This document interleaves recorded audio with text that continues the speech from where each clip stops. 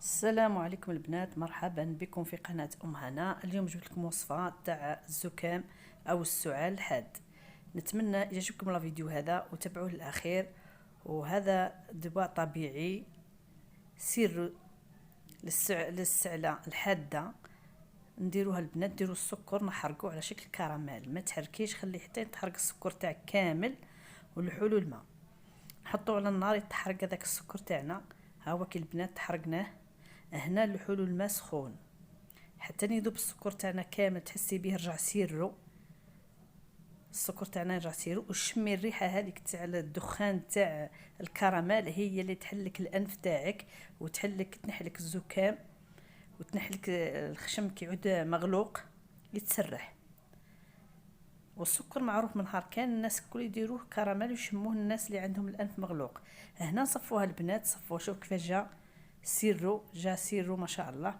نعصروا له القارص ونديروه نشربوه في الليل، في الوقت اللي تجينا السعله الحاده، سيرتو في الليل تجينا السعله القويه هذيك، نديروه للولاد ضربه البنات. درتو جربتو جاني روعه.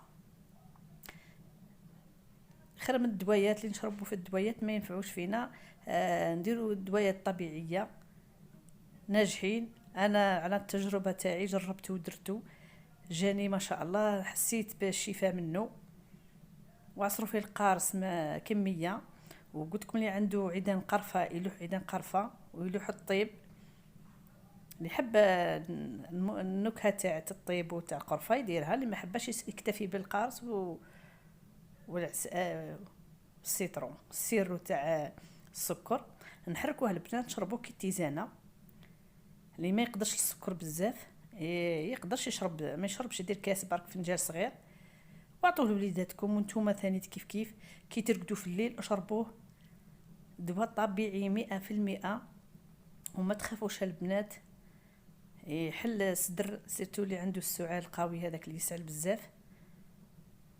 وهذا هو لا فيديو تاعي تاع نهار اليوم. نتمنى نفاد بالنصيحه تاعي ونقدمها لكم وديروها وجربوها الايامات. لا قريب بزاف لولادهم مرضى. وهذه مليحه البنات، وديجا ريحه السكر في الدار هي مليحه، تنح لنا المرض.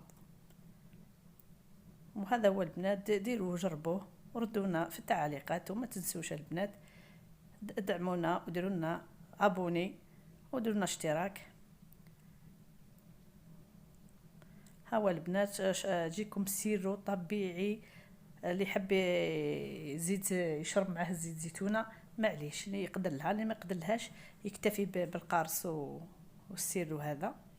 وهذا هو الدواء الطبيعي تاع نهار اليوم. نتمنى يعجبكم ونقول لكم مع السلامه في فيديو جاي ان شاء الله.